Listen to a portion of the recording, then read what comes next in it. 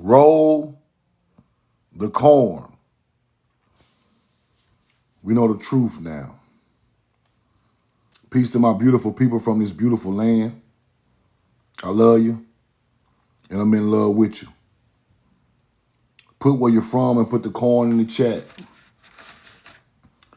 Put where you're from and put the corn in the chat. Put where you're from and put the corn in the chat. Chief Noble, what's up, brother? Zach, New York, what's up? Roll the corn. Red Sun. Smoke, Virginia, what up? Put where you're from and put the corn in the chat. Virginia. Shauna, Kansas City. Roll the corn. Memphis 10. Dorico.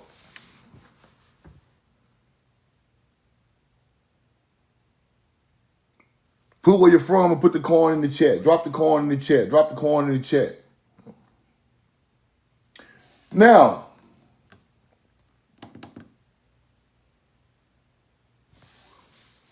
I want to show y'all some stuff today that go along with real history. And show y'all how we've been lied to of how our people ancestors look, where they come from, what's the meaning of all this stuff, misdirection of our people, and all of that. So I'm going into ancient history. I'm not so much of I can do new history, but I studied that and it's so understandable. But this ancient history is where everything is coming from, right? Content culture. Lonely Wolf, what up? So we must go back into the past, the real past of the ancestors to understand what's going on. Let me take this down for a minute. Roll the corn. Let me take this down for a second. Now, put the corn in the chat. Carl Macon, what's up? American Me, roll the corn. Now, I keep teaching about Sidon and Sidonians, right? I keep pressing that issue for a reason because I want y'all to see this culture that looks like Egypt really is a Paleo-Hebrew culture. It's really an agriculture. It's really a culture of our people. All this headdress and hieroglyphics and pictoglyphs, all that come from us. And and my goal is to show y'all where this stuff come from, right? Because when they separate our cultures, we don't understand it. We must put these cultures back together in a teaching that goes along with history, right? So let me show y'all something before I get started, just to give y'all the heads up of what I'm talking about. Now look at this. Now when you look at this, what do you think of? When you look at this, what do you think of, people? Look at that. Now look at the top and look at the bottom. Look at the top of the sarcophagus and look at the bottom. You think of Egypt, right? Now, at the top of the sarcophagus, you see hieroglyphics, right? You see hieroglyphics at the top. Now, what is that language at the bottom? Put it in the chat. The top is hieroglyphics. The bottom is what? It's Paleo-Hebrew, people. Now, why in the hell is hieroglyphics at the top and Hebrew at the bottom? You got to start asking these type of questions. Now, if I show this to the untrained eye, they'll swear up and down this came from Egypt. They will swear up and down this came from Egypt. But let me show you who these people are. You see the headdress, you see ISIS, and you see all of this on here with the Hebrew. All this go together, people. Stop separating hieroglyphics and Paleo-Hebrew. Quit doing that. That shit, hunter-gatherer taught you that. Oh, hieroglyphic from Egypt and Hebrew from the Bible. No, nigga. These people are talking the same damn languages in different forms. Quit separating this shit. These people don't create nothing. We create everything. So we got Paleo-Hebrew at the bottom. They go shit and all that right there. Then you got Horus up here. This shit go together. Roll the coin. These different bloodlines. Some use this, some use that, but they all talk together. Now, who is this? Truth now. Tabnit. Tabnit sarcophagus. Who is Tabnit, Truth? Who the hell is Tabnit? Let's go look. Sidonian. Sidonian.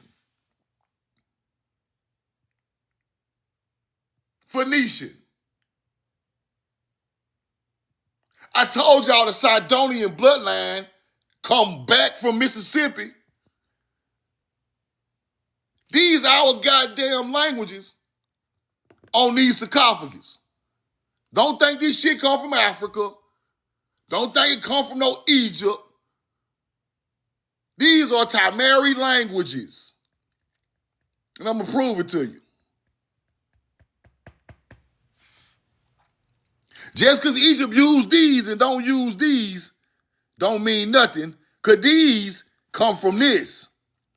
This language come from this. You get it?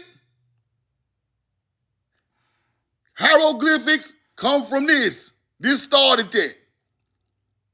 This the ancient writing. This is an evolved form of petroglyphs. So we're talking Sidonians. Okay. Now, in Brazil, they find a Phoenician artifact. In Brazil, I got the receipts. It says, we are the sons of Sidon. We come from Sidon.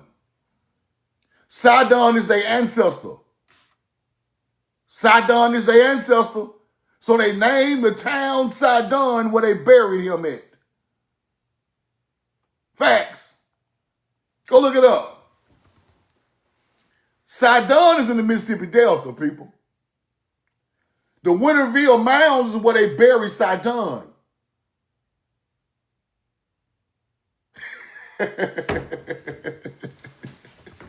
See, that's over a lot of people's head right there. That's over a lot of people's head. Roll the coin. That's so over people's head. Let's go look here. Let me find a receipt. Because now, you must understand that this shit go back way farther than you think it do. Way farther. These are the real ancestors of the melanated American Indian. You just think you just popped up from nowhere? Now look under Canaan. Look under Canaan, what they say right there. Put it in the chat. I'm going to start getting all the way out the way for these receipts. I don't even want to be in the picture no more. I just want receipts to speak for me. What they say under Canaan, the first land, the first bloodline? Huh? What it say? Sidon. Now, if Sidon is the first son of Canaan, why they got hieroglyphics and Hebrew on the sarcophagus of the king of Sidon? Interesting. Roll the coin. Now, Mizraim is Egypt. is the Middle East, which is Nimrod area. All of these are Tamari bloodlines, people, every last one of them. Different areas of this bloodline left Tamari long time ago. Now, Sidonians are trading goods with Mizraim and Cush. You know why? Because all of us are family until we were infiltrated and mixed with hunter-gatherers. You get it? Let's go back. Sidon.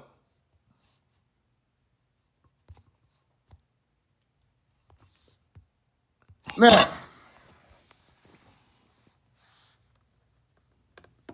let's go back and look at this one more time. Look at this. This is what we want to show y'all. Look at that. Now, this has Paleo Hebrew all over it. It ain't even know how. Now look at Horus. Look at Horus up here. You see it right there, right? Now why we got this goddamn Hebrew down here? I thought this shit don't go together. I thought Egyptology and Paleo Hebrew don't go together. That's a lie. This is a Tamari look, people.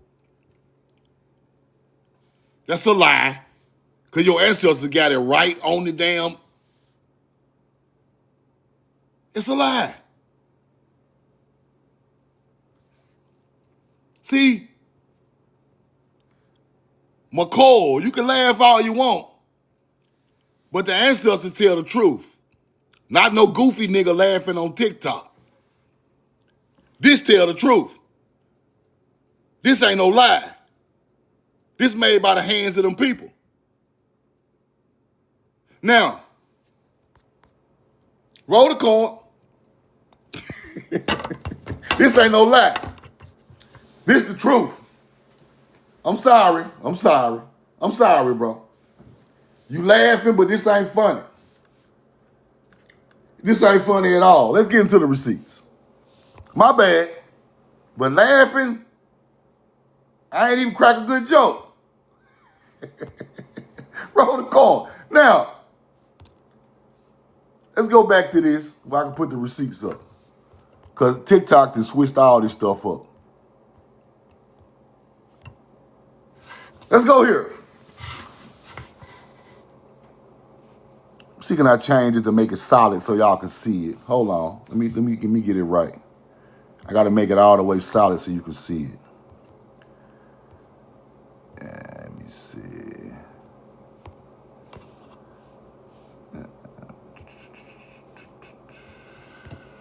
Roll the coin. See, I don't like this shit.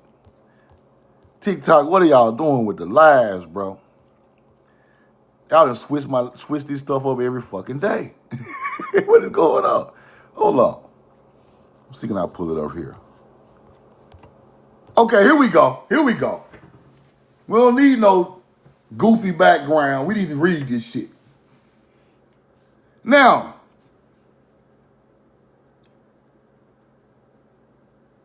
Tyrian purple, you see that? Was worn by every king. A king of kings, Achilles, right? German miles of the Trojan War. Wore armor manufactured in Sidon for the Sidonians. Were cunning artisans. The Sidonians made the armor for the Trojan War, people. They won't teach you that. These are our people. Over there. We made the armor for the Trojan War. Now,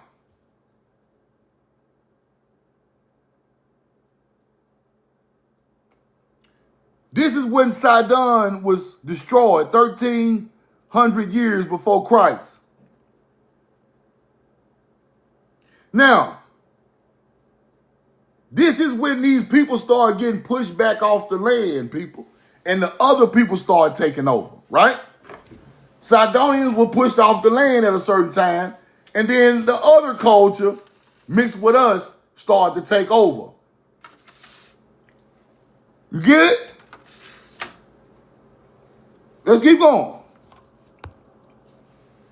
These old newspaper clippings now.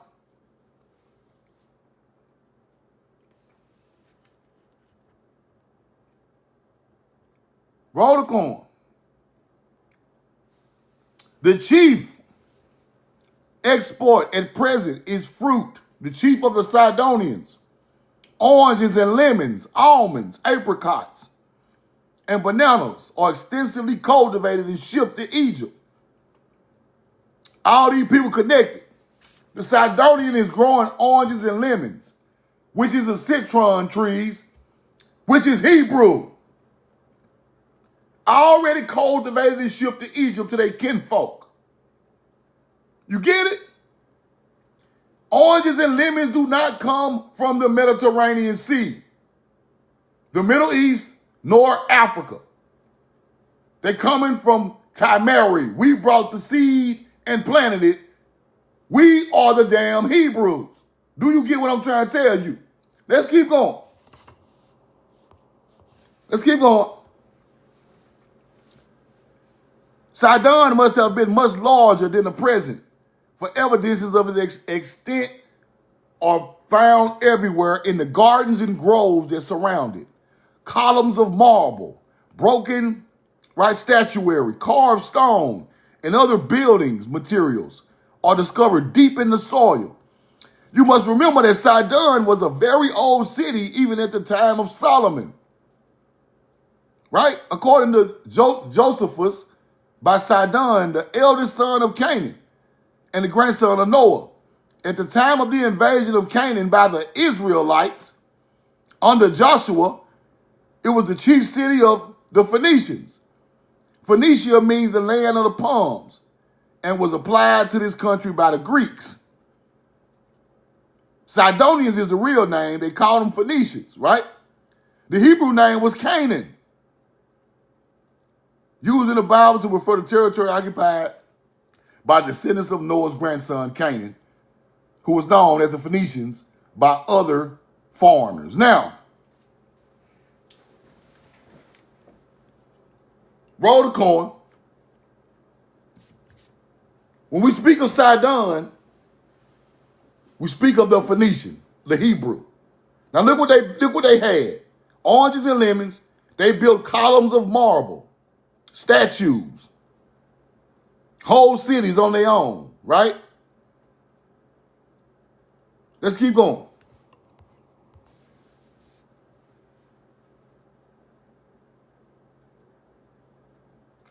Now,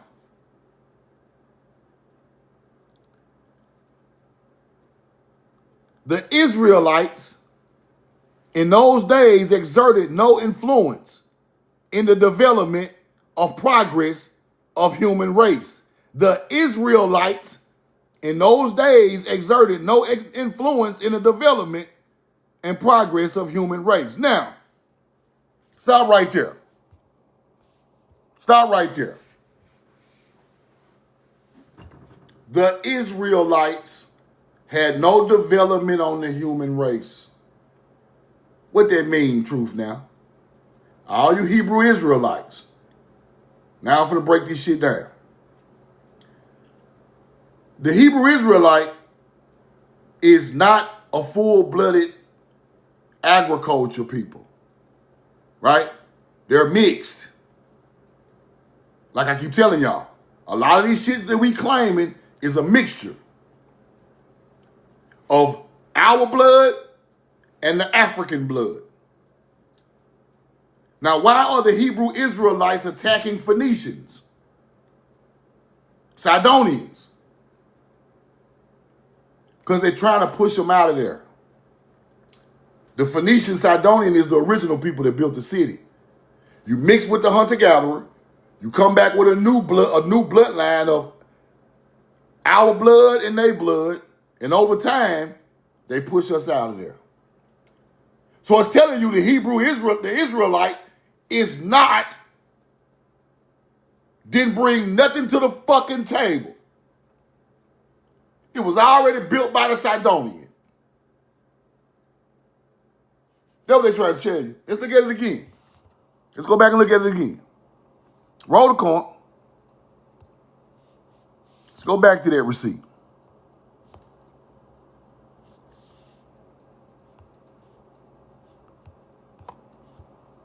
Hold on, this shit be blowing me with this. Let's go back. Let's go back to that receipt. Right here. Now, it says the Israelites in those days exerted no influence in the development and progress of the human race. They contributed nothing to its wealth or commerce or knowledge. Or knowledge. You see that? They were content to rest upon their historic traditions, their sacred claims as the chosen people of God, while the Canaanites and Phoenicians, whom they displaced, engaged with eagerness and zeal in all pursuits that attracted the enterprise of men. They excelled all other nations in shipbuilding, navigation, and useful arts. They carried to Europe the superior accomplishments of East and brought back the tin of England, the copper of Spain, amber of the Baltic, iron of Sweden, exchanged them for spices, gems, and costly fabrics of India, Arabia, and Egypt. They taught the barbarous races of Europe the arts and trades, gave them alphabet and written language, the science and astronomy, geography and mineralogy, the spread of knowledge in every direction.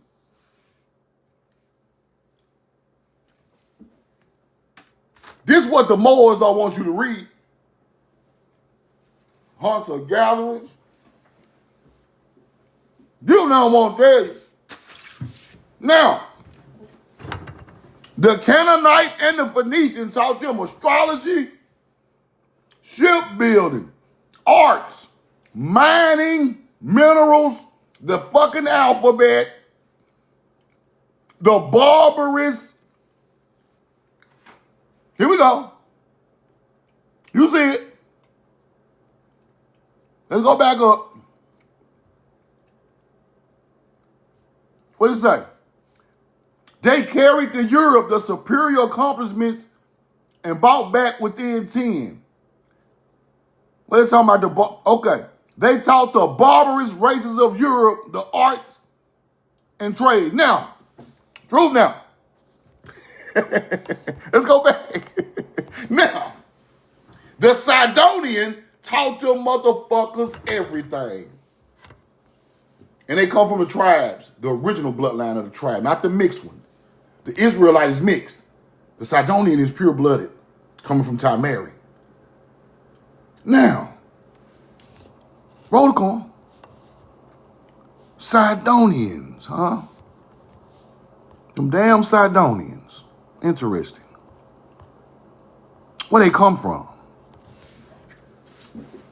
Where them damn Sidonians come from? Where did them damn Sidonian Hebrew hieroglyphic writing ass niggas come from? Why they so advanced in shipbuilding and astrology? Why their language is different? Why is everybody attacking these beautiful people? Why we got all the oranges and lemons and shit? The pomegranates, the palm trees, the land of palm, nigga. The tree of life. Who bought that shit over there? We buried our king Sidon in a mound. That's the Winterville Mounds, people. You better look around. You better know these real stories of your ancestry, your history. The Sidonian bloodline come from the Mississippi motherfucking river. And they look like this. And don't you ever in your life think this shit is Egyptian. Don't you ever do that when they look like this. This is Sidonian, big dog. Now, roll the card. Now, from what I just read to y'all, them people look like that with an ancient name from Mississippi. Go way back to the Mississippi Delta. They speak in Hebrew. They write in hieroglyphics. They know astronomy. They building boats. They building massive stone temples and pyramids and mounds. They teaching barbarous cultures in Europe and Africa. The alphabet, knowledge. You're not the same people as Africans, people. So you must know your real history. That history I just showed y'all showed that Timeric bloodline taught them motherfuckers everything. Everything. Everything. Not just a little bit. Everything. Let's go back and look at that one more time before I move on. One more time for your mind. Everything. Not a little bit.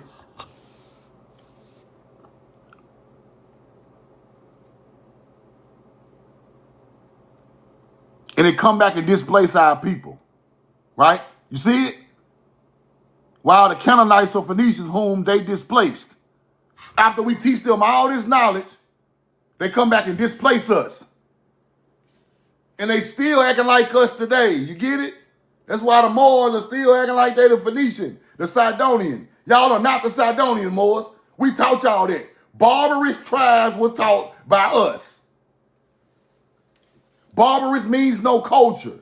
Berber is barbarous. More Berber, more barbarous, no culture. Put your words together. So quit acting like the Berbers or the Moors or the Europeans or the no. They mixed with us. They not us. They came back and turned their back on us. As you can see, they displaced us.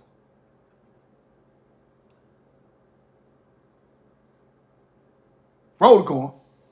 As you can see.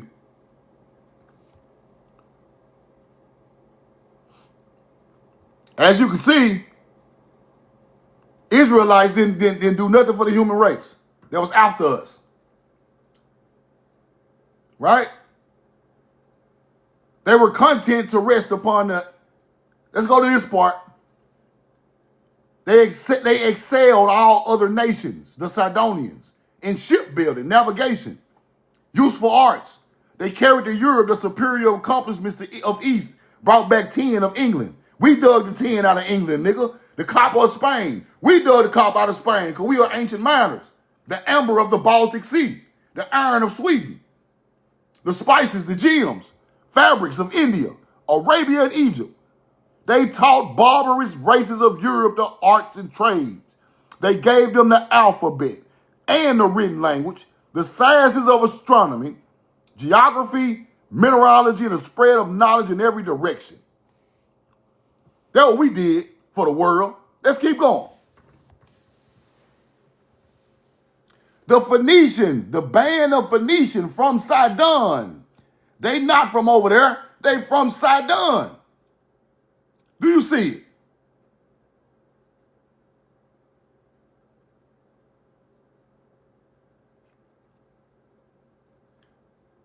They describe themselves of having set out from the port in the Red Sea. The real Red Sea over here. They left the Red Sea over here in the 9th or 10th year of King Hiram as having sailed for a certain number of new moons. They sailing across the Atlantic to Africa and the Mediterranean Sea. The Phoenicians wrote this. Along the Egyptian African coast, they mention the members of the vessels and of the men and women on board. We got records of the men and women on board. Invoke all the gods and goddesses in a familiar Phoenician formula. From the peculiarities in the formation of the letters, the director is inclined to think that the Hiram here referred to is not Solomon's friend, the enterprising mason and builder, but a monarch, not distinguished from anything in particular who flourished some of the 4 centuries later. Right? But how to account for the presence of these people in Brazil? Right? I gather the same thing happened to our Sidonians that happened to Pedro Alvarez 2,000 years later. Let's keep going. Let's get into some other shit. Let's keep going. Roll the corn. Now all scholars know that the Phoenicians were the best sailors of antiquity, intrepid, skillful, right? About the little secrets of navigation, discovery. Now watch this. Watch this. Their vessels were world-renowned for their size and speed. They steered by the polar star. They steered the boat by the polar star. Stop right there, Truth. They steered the boat piloted by the polar star. Roll the corn. See, this is where that real shit come into play right here. This when that knowledge come into play. The polar star, bet it up. That's a bet. That's a bet. Let me find that receipt. The polar star, huh? How do you know about that? You navigate your ship by the polar star, huh? 33rd parallel knowledge, huh? Bet. Let's go back to the mound builders, the ancient mound builders. If I can find it. Let's go back a little bit. Roll the coin. Put the coin in the chat. Put the coin in the chat for the polar star. Because that's what broke the knowledge. Because you got to use this to travel in a sea, on a ship to know where you're going. We created that and the boat. Facts. Over here. Over here. This receipt old, but I got to find it. Put the coin in the chat.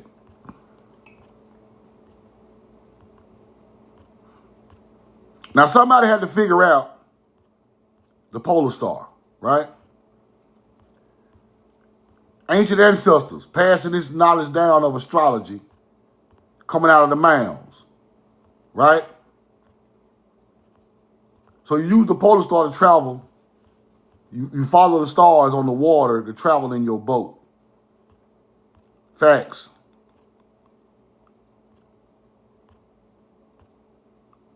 Roll the coin. I might have to pull this up. What date is this? I can't even see the dates. Damn. TikTok, y'all fucking up the live. Let's go here. Let's go here. Now, how do these Sidonians from the Mississippi River area know about the stars of the polar star to guide a ship? That's the polar star on this man's forehead, people. This is a mound builder artifact from Arkansas. That is the polar star on his forehead. Facts. Facts. Roll the coin. Watch this. The polar star is in. Watch this. Roll the coin. We created this shit.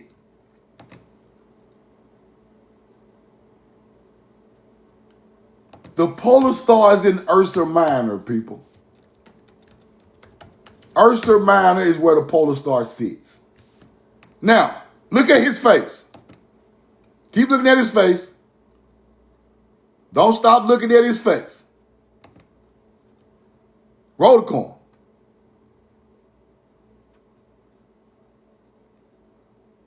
That's Ursa Minor stars on that man's forehead. We already knew about the pole star over here. Roll the coin.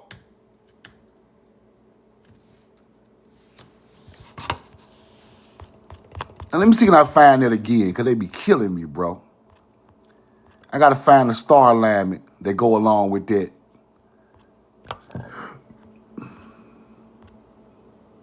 TikTok be killing me the way it's set up now. It ain't the same way. So you see, you saw his face, right? That's Ursa Minor. Now let me find the star alignment that go along with that, what they was representing on their face.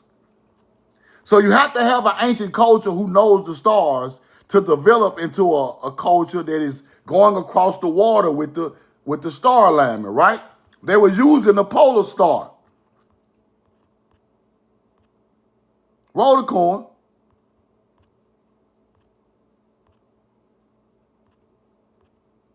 See, can I find that one receipt, then I'm gonna get back into it. The one star constellation receipt that I want to show y'all. It's coming. I remember this area. Here we go right here. Here we go right here. You see Polaris? You see Polaris? Now, we knew that if you traveled through them three stars, Merak, Dubhe, and then Polaris, the pole star,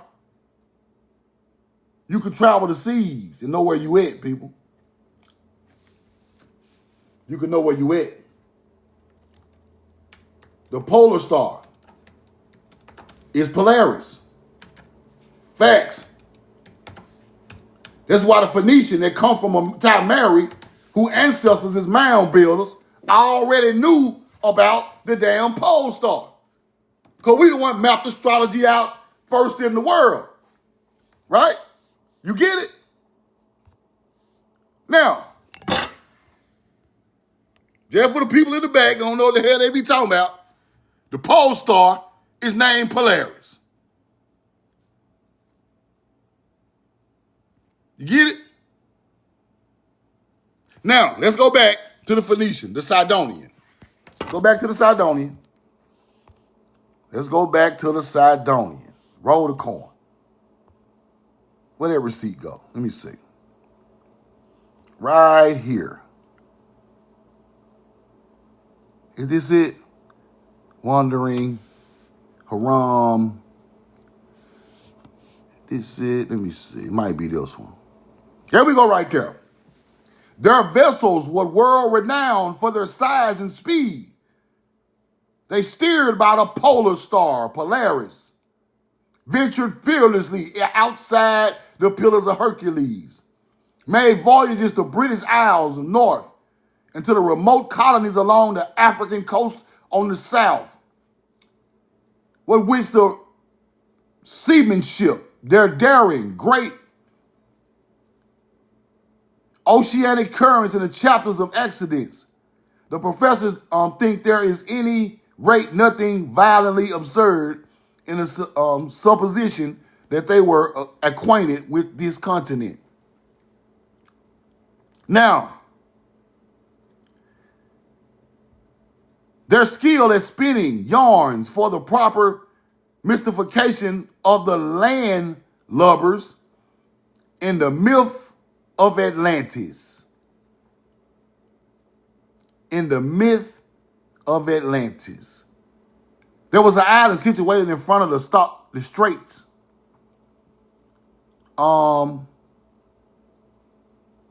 Which you call the Pillars of Hercules. The islands was larger than Libya and Asia put together. What island they talking about? North and South America. Motherfucker bigger than Libya. Roll the coin.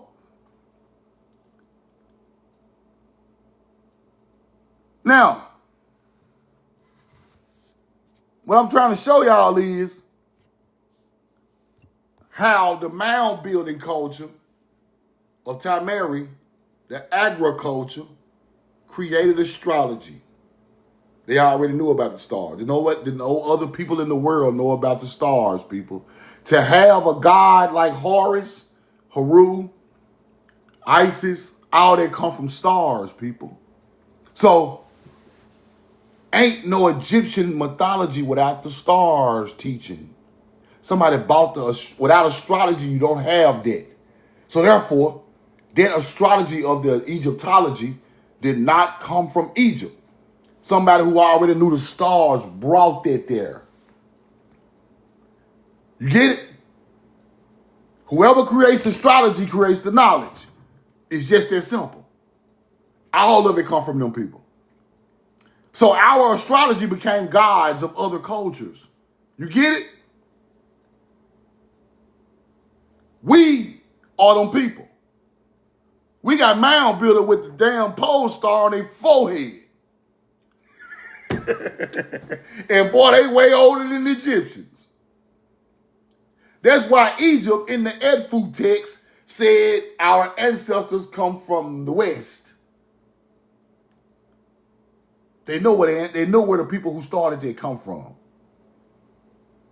Right?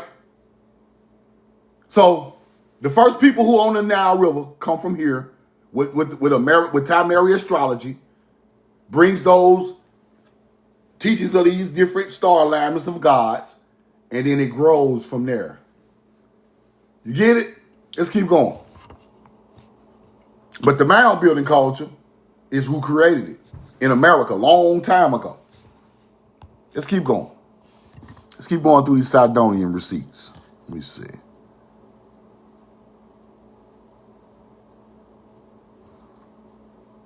Let me see what this was for the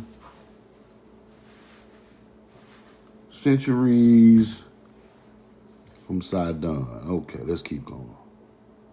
Polar star. We right here. Crossing the oceans. The professor finds confirmations of their theory. I'm starting at the top now.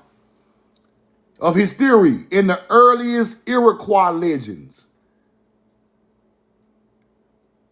Crossing the ocean, the professor finds confirmations of his theory in the earliest Iroquois legends and in the extant specimens of what schoolcraft have chosen. Mistakenly, professor thinks to call Iroquois picture writing. The legends speak of foreign people who landed from big canoes, built fortifications, spread over the country south of the Great Lakes. Subsequently, these people outnumbered and withdrew toward the sunset. But a branch of them, called by the Iroquois stone giants, men in armor, described some type of cannibals, returned, more intolerable nuisances themselves for a while, but were at least effective. What is that? The great battle near Onondaga. The mound builders of the lower Mississippi practiced the Moloch form of sun worship, and they say it's the human sacrifices. See, this is where they come with this human sacrifice shit.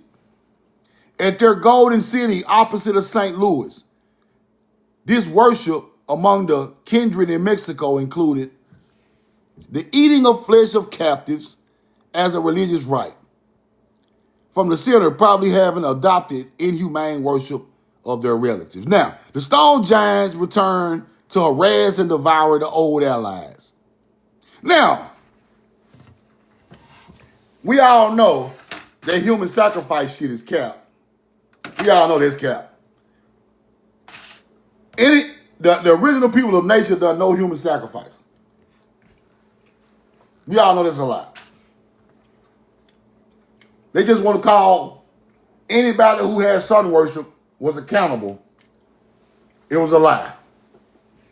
Anybody that talk about when they put sun worship and this stuff together is always accountable. But what's important about what I'm showing y'all is the mound builders of lower Mississippi practiced the Moloch form of sun worship. Moloch. Okay. Let's stop right there. Moloch. The mound builders of lower Mississippi practiced Moloch, right? You hunter gatherers. Now,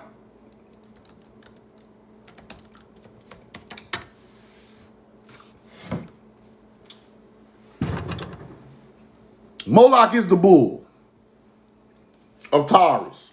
Moloch is Taurus, people. Taurus represents the spring. In the beginning, the bull was showed a lot of love because the bull represented Taurus in the spring. When spring came, it was the new year. So the Pleiades and the bull of Taurus is a representation of the spring equinox, which is a representation of sowing of a seed. Sowing of a seed in the ground. That's why it was acknowledged by the ancient culture. It had nothing to do with no eating no babies. It had nothing to do with no human sacrifice. It had nothing to do with that. The real teaching was sowing of a seed in the spring. Simple. Simple. Taurus comes in, the horns of Taurus, the Pleiades, the Hyades, all come together. You get the spring equinox, right? It's all in the line. So the Moloch, they say people worshiping, was really the bull of spring, Taurus in the sky. The hunter-gatherer took it literally and started doing all this other shit, right? that I don't even want to talk about. But they started doing this other thing. It started with Taurus, right? That's all. It wasn't no blood sacrificing, wasn't none of that. They put that into the teaching, right? After we mixed with other people on that side of the world, right? They started doing the human sacrifice. After mixing occurred, that's when the sacrifice come in. But before the mixing, it was all nature, all crops, all given back to the earth and the planet. It didn't have nothing to do with no blood and no babies or none of that, right? Now, Moloch is frequently associated with the bull of Taurus, right? This the real truth. With the bull of Taurus in historical and theological interpretations. Right? Canaanites did that. Babylonians did it. Egyptians did it. The bull of fertility. Fertility always goes along with the spring, people. Right? Roll the corn. Now I see Charlie try to say Moloch involves child sacrifice. That's cap. Biblically, they did that to make these people look evil. Biblically, they did that to make the original Canaanite look evil, people. Calf worship. See that? They made that to make these people look evil. Everything the original Canaanite done became everything they done in the Bible. How they evil and y'all took their belief system and turned it into a religion. If they so evil, why would y'all take their stuff and turn it into a religion? You get it? If somebody evil, why would I want to copy their stuff? Now, let's throw spring in there. Spring. Astronomical symbolism, constellation of Taurus, which marks the vernal equinox during the early Bronze Age. The vernal equinox. It marks the vernal equinox during the Bronze Age, right? What is the vernal equinox? The spring.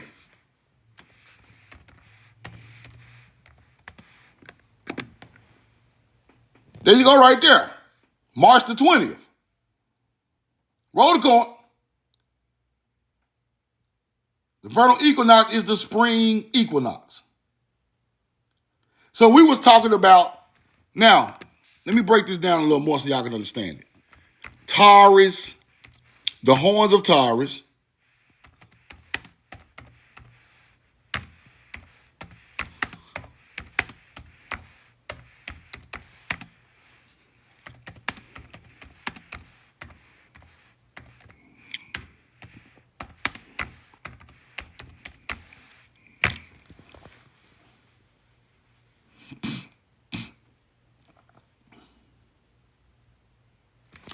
Taurus, V-shaped, horn-like cluster, right?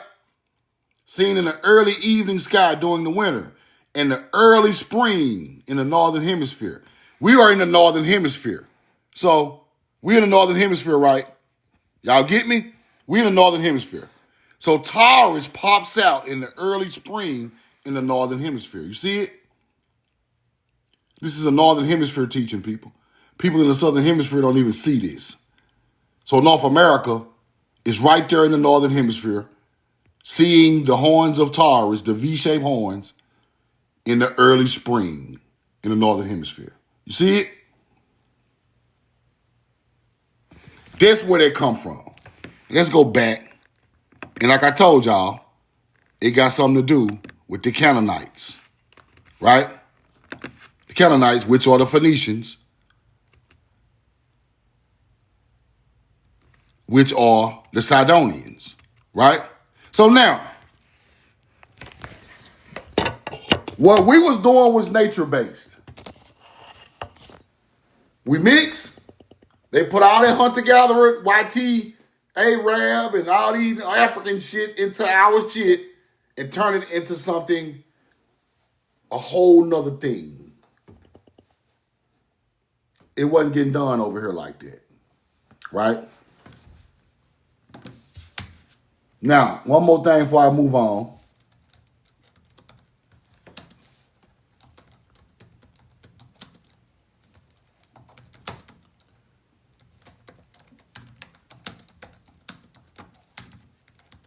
Somewhere in the history, it went bad by mixing with these other people.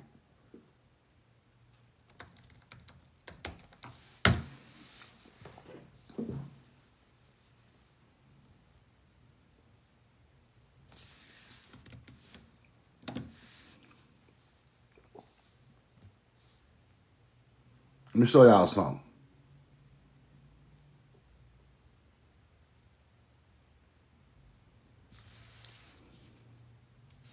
Now, let's go back and look at history a little bit so y'all can see what I'm talking about.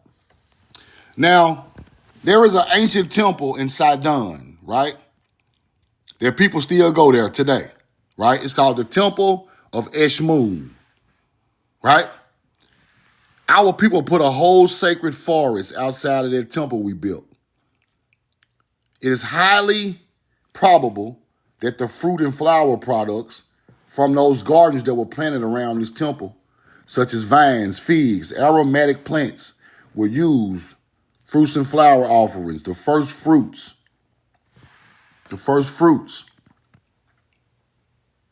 grapes, figs, pomegranates, olives, and dates. Pomegranates, olives, and dates were considered sacred, with their first fruits brought to temples. Where the blood at, nigga? Hunter-gatherers, where the babies at? Where the blood at? All I see is pomegranates, aromatic plants, vines, and shit we brought from America. We brought the fig over there. We bought the damn pomegranate, the grapes, the olives. Where the babies at? I don't see none. Sidonians, floral, agriculture, aromatic offerings. Where the babies? That's what I thought. See, they can teach you anything. They can teach you anything is evil if you listen to their evil ass. The devil lies to deceive people. See, we always talking about it's the devil, the evil spirit, the motherfucker telling you your information is the evil spirit. He is going to condemn your people to make them look bad at all costs and make his people look good at all costs, people. He is a deceiver, a tricker. So he going to tell you your ancient agriculture turned into baby eating. I don't believe you, hunter-gatherer. You a fucking lie. Y'all turned that shit into that. Trying to be us. Didn't even understand. Y'all taking literal bulls, and we talking about the horns of Taurus in the sky. Y'all killing red heifers, sacrificing them in the spring. We praised animals. We kneel down we kneel down and bow to animals. How the hell we gonna unalive him when we kneel down and bow to him? He the one plowed the field for us to eat. Why would we hurt him? We are nature's people. We don't hurt nothing like that. Y'all hurt that. You can go to Egypt right now, look on the wall. They bow down to the cow, just like this. You can go to Samaria in ancient culture, look on the wall. They bow down to the cow, just like this. He the one made the field tillable, people. Culture comes from tilling the soil. You don't hurt nothing of that nature. Only a hunter-gatherer teaches that. I'm going to go hurt the bull. That's like me going outside, popping my hood in my car and snatching out the goddamn whole top of the motor. That'd be stupid, wouldn't it? Right? So in ancient time, in 2026, that car get me around where I need to go. It helped me. So let's go back to BC time. Why would I go out there and hurt the animal that I'm riding on and he's tilling the soil for me to feed my children? He finna eat just as good as I'm finna eat. He finna get treated just as good as me because me and him got to go out there and do this hard work, big dog. We not finna hurt him. I can't plow no 30 acres by myself. Big dog can, big cow, big bull can do it. See, we got to get back to that type of thinking. Right? So,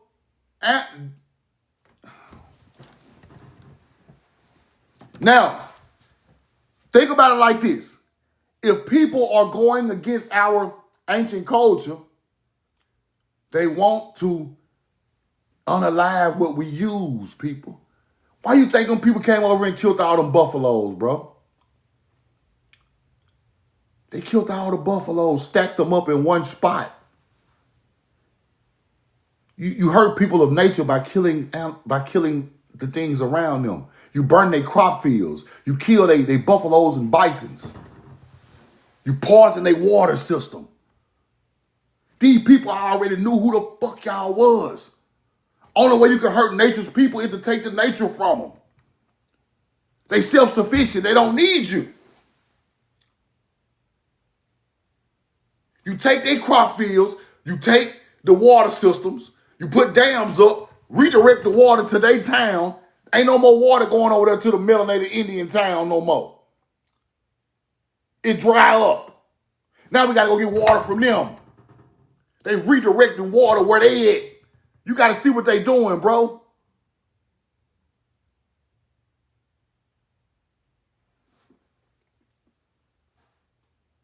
They redirect the water right to where they at.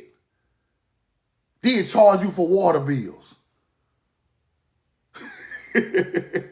Come on, man. Them people set fire to your crop field, bro. Went out there and threw kerosene all over, set the whole cornfield on fire, set the tobacco field on fire. It ain't ours, y'all can't have it. Because with that crop, you can take care of yourself. We don't want that. We want to pull you out of self-sufficiency.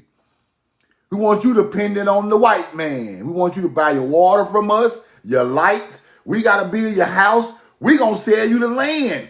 We going to charge you the water bill. We going to put the taxes on the motherfucker. We want it all. We want everything. You got to buy the seeds from us. We're going to give you the garbage seeds, and we're going to keep the seed we pulled out the mounds. See? They won't control. They understand if they control nature, they control the nature's people.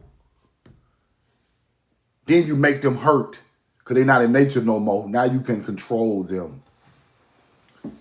You want them to be materialistic. You take them out of the field. You make them materialistic. Now we can't control them because we control the materials. All of that designer shit is YT people shit. All of it. They get money off all this shit is controlled by them. They understood the layout. It's all controlled by them. Now, why would I want to go buy a European rainbow looking guy's pants? Let's get back to the guy. Why would I want to do that? Roll the corn. Just think about it now. Let's keep going. We're finna get a little deeper now. Let's get a little deeper, real quick. Now, where we was at? First casting.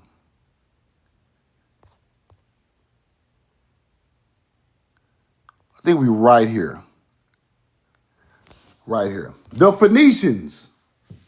You see what I read at? The Phoenicians were wholesale clothing dealers and made blue clothes. They were thy merchants in all sorts of things, blue clothes, embroidered work, and in chest of the rich apparel bound with cords and made of cedar among thy merchandise. In view of all the facts and probabilities be concludes that not only the mounds of our country, but their mysterious ruins in Yucatan, the Sun Temple, Pyramidal Altar, Mexico and South America. The blue clothes, right? The blue clothes is indigo, my baby. Blue clothes, indigo people, Indians. So you're going to start to get this shit in a minute. Keep listening. They selling blue clothes made of indigo. What'd you start calling them people over time? Indians. Because Indian comes from indigo, children or child. Blue dye come from the Hebrew. They go right into being an Indian later on in history. Purple dye come from the indigo people. Royalty wore purple in Hebrew. Indians come from that same bloodline because we are the people that extracted dye out of shells in America. That shit do not come from over there. We selling Levi jeans made of indigo. We are the indigo children. Exactly, X.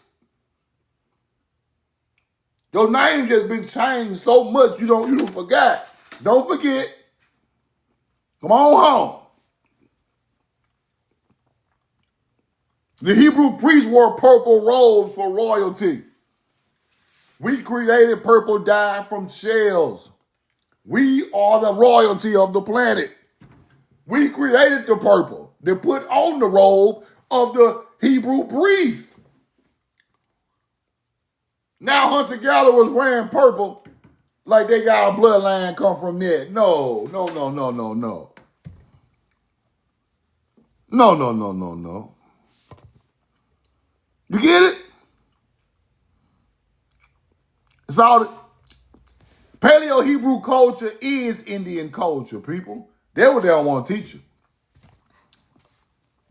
That's what they don't want to teach you right there. See, you get to learn that shit, you ready to go turn the White House up right now. Roll the corn. They keep going. Where we at? Phoenicians, Sidon, Tyree. Now we back over here. We right here. Okay, we right there. It appears to be mainly a genealogical history of the person buried in a sarcophagus who appears to be the king of Sidon. The names of Baal and Ashtoreth, the mother goddess, the well-known gods of the Sidonians, occur repeatedly in these inscriptions. Some of the words are Hebrew, Malek, king, while the forms of some of the other letters are so much like those of the ancient Greek. and at once to indicate the relationship. Letters were invented by Phoenicians. Here we seem to see them dropping from their hands in the first casting. See that? Roll the coin. Ancient languages and characters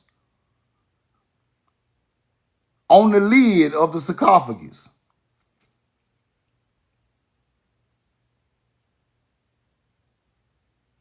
See it?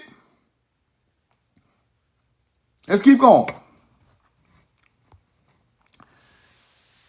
On the 19th of January, some men were digging for more hidden treasure in an ancient cemetery on the plains of Sidon. Hunter-gatherers digging in cemeteries, digging up our shit, claiming they us, but they dug it all up. Now, one of these receipts, it's going to tell you that these are Negroes. Watch. I'm going to show it to you. Negroes. Watch this. Plain of Sidon called Maghorat to Bloom. The depth of 12 feet, right? The lid is a blue-black marble, intensively hard and taking a very fine polishing. The lid is about 8 feet long, about 4 feet wide. The upper and wrought into the figure of a female head, and the shoulders almost a giant size. The features are Egyptian. This is Sidonians now. Looking just like Egyptians. The features are Egyptians with large, full, almond-shaped eyes, nose flattened, and lips remarkably thick, and somewhat after the Negro mode.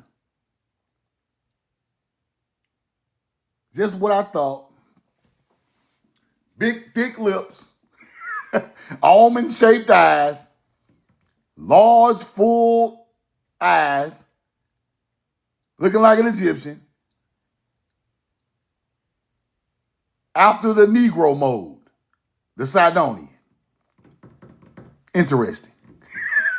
The whole continuance is smiling, agreeable. The expressive beyond anything I have ever seen in a monument of Egypt or Nineveh. The headdress resembles that which appears in Egyptian figures, while each shoulder there is the head of some bird, a dove or pigeon.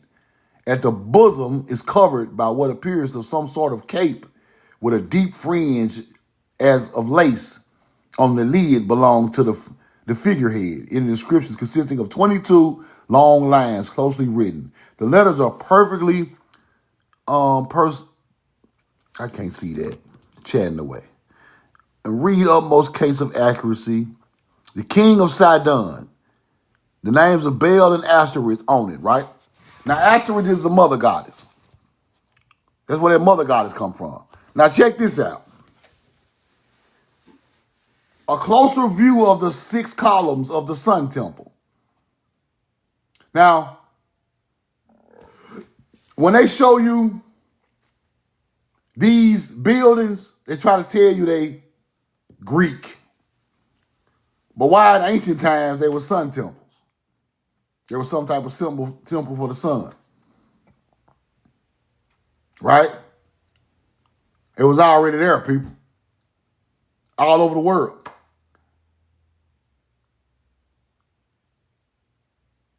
If these got the 6 columns of the Sun Temple, right? All these Capitol buildings got 6 columns. A lot of them do.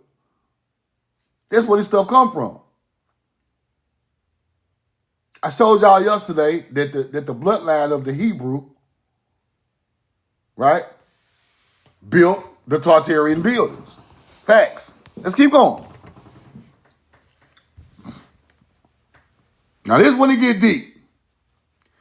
In every temple of Baal was a figure of the god, differing in shape according to the special idea connected with his word, his worship in that place. At Tyre and Sidon, for instance, he might take on the form of Dagon, the half-man, half-fish god for the Tyrians, and Sidonians were the seafarers of ancient days, and their god had to be a god of the sea, even though originally a land deity. The altar of God was sometimes a huge stone, symbolizing control over the earth, and incense was burned. Libations of wine and oil were poured. They always talk about sacrifices of animals and the children. Stop it. Stop. They all go with their hunter-gatherer shit. No. Now, do what I want y'all to learn about this. Sidon, for instance, Sidon and Tyre, for instance, he might take on the form of Dagon, the half-man, half-fish god, for the Tyrians and Sidonians were seafarers of ancient days. Now, where ever see that? Right there? Okay.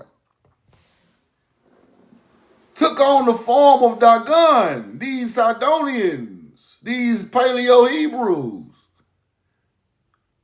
Who is Dagon associated with?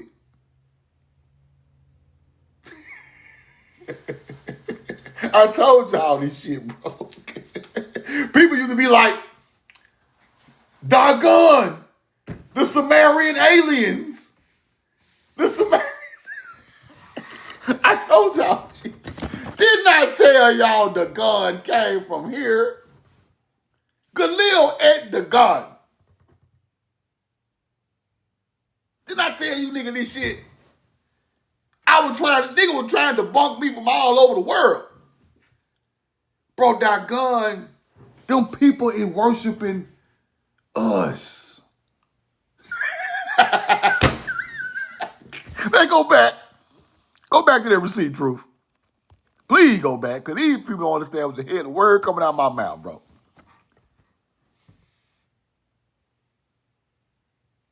Tyre and Sidon, for instance, he might take on the form of Dagon, the half-man, half-fish god, for the Tyrian and Sidonians were the seafarers of ancient days, and their god had to be a god of the sea. Now, you got Africans, stupid-ass people, talking about Dagon is the alien Anunnaki.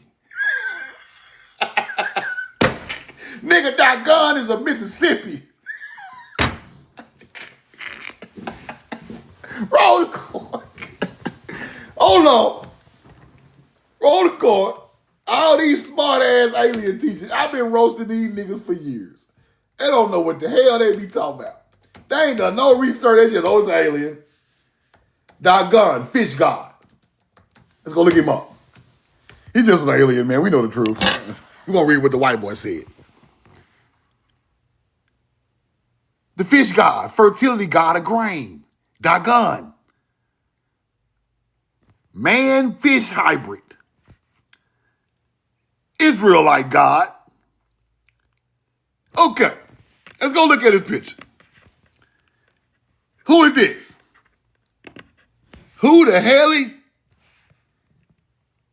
Now, if I show Billy Carson this, he gonna swerve and down.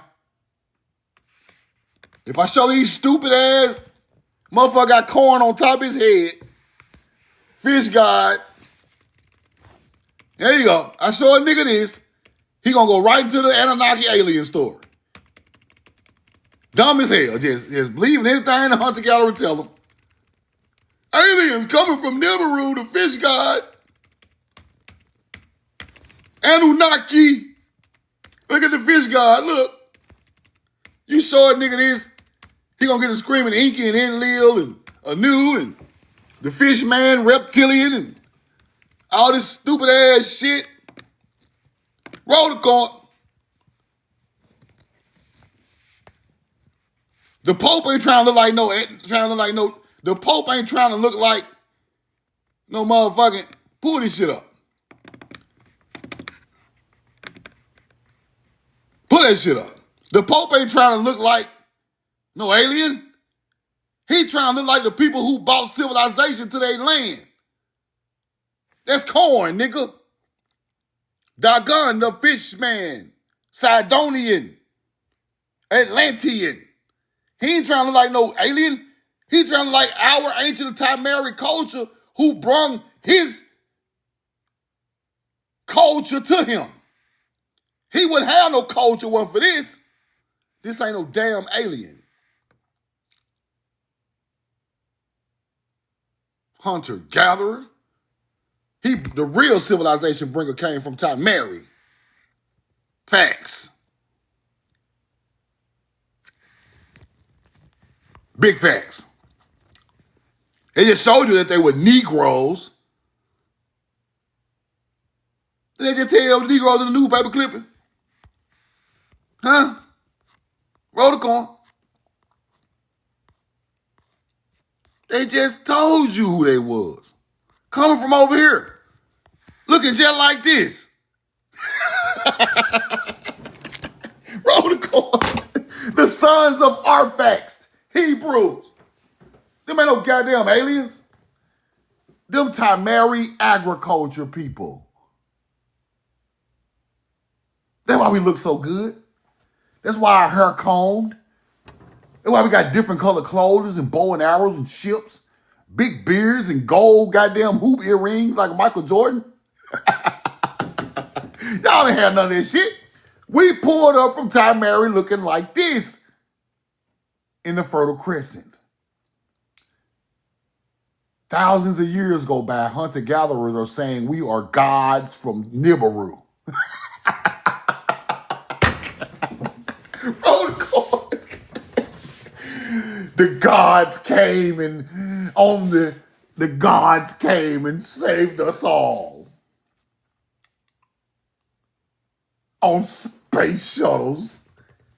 Nigga, we pulled up on a boat from Mizraim, Canaan. We pulled up on a boat from the Tamari. Hopped out with the gold. Beautiful colored clothing. Bow and arrow popping you in your back. Our bloodline ain't mixed nowhere. Blood pure as the driven snow. Wasn't killing no damn babies. Y'all turned Tamari culture into the devil's culture. Then got us over here believing that's the devil's work. You hunter-gatherers. These ain't no goddamn aliens.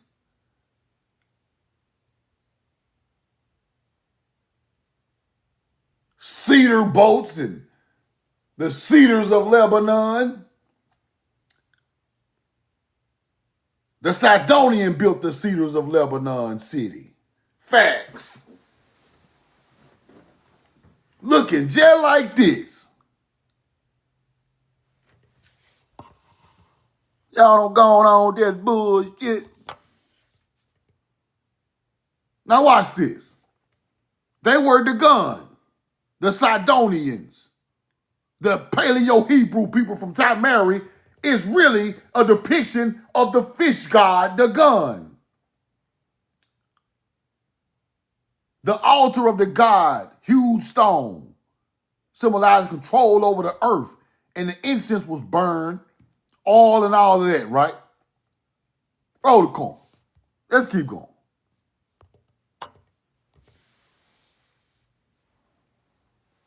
Roll the corn. It is not strange that the paradise of flowers and fruit is much frequented by the inhabitants of the crowded, dirty town. Let's stop right there. The crowded, dirty town. Stop right there. In ancient times, this place was paradise of flowers and fruits. But now today, right? Hunter-gatherers. Now today, hunter-gatherers, they turned the town dirty. Back in BC time, this was paradise of fruits and flowers, manicured to the T. Now today, hunter-gatherers live there and the town is dirty. They shooting bombs over here, blowing this up. They shooting bombs over here. They fighting in the streets. Hunter-gatherers fighting and bombing, stabbing motherfuckers on a land they never built. Claiming they are Sidonians. Claiming they are Hebrews and Israelites and Palestinians and Ashkenazi Jews. Y'all ain't none of this.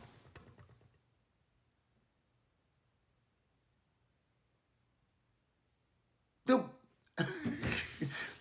killing all these people fighting over nothing. From land that was already pushed out people, the original people off the land thousands of years ago. Y'all need to be living over there in peace, you hunter-gatherers. What are you fighting over? Neither one of y'all bloodlines are promised that land. That land was promised to our bloodline. So therefore, y'all shouldn't even be fighting over it. It's not yours. Y'all are fighting over your neighbor's shit. You don't own it.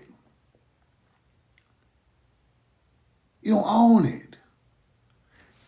Your bloodline and your people do not descend from these lands. You wasn't the first people there. Ain't no telling where y'all bloodline come from. Stop fighting over there. Y'all are warlords, bro. We are civilization bringers, peace bringers, patience, virtue. Y'all are warlords. Roll the corn. Excel said they're the aliens. They're not really aliens, bro. They just a runt. They just runts. They runts, bro. You ever dealt with dogs? That first litter gonna be the most powerful litter that dog ever dropped. That first litter gonna be the most powerful. When you breed grand champion pit bulls and shit, that first litter dropping them killers. now that fifth litter, years later from that same dog, they good, but they not them grand champs. Them grand champs hit the ground first, bro. Then you got all these different type of dogs breeding, and you fucking the bloodline up, and you spit out something you like. They look good, but they not scratching. It's a difference, bro.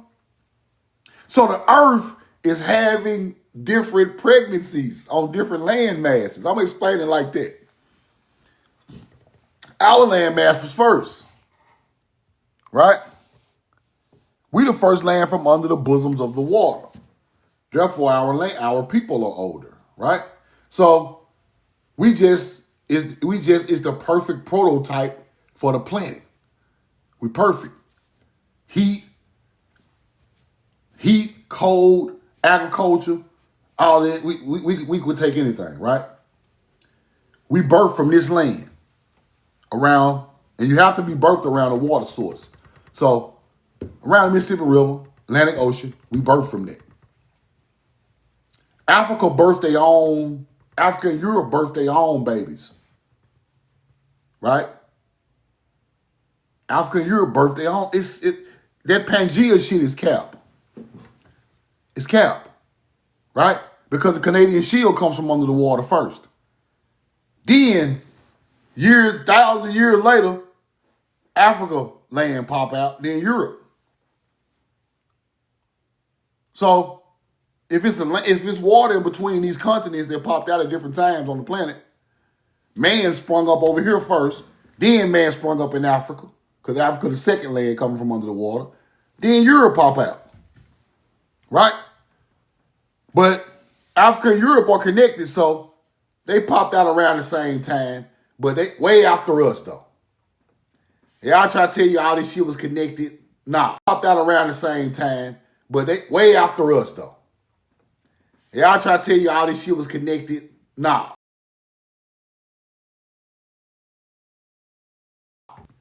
How? It's not connected. They are a whole nother breed of being on this side of the world. Right? The reason I know that is because when we popped out, like I just showed y'all, with the earrings and the clothing and the bow and arrow and the canes and the agriculture and the boats, We popped out on them people after we traveled over there, and they were still primitive.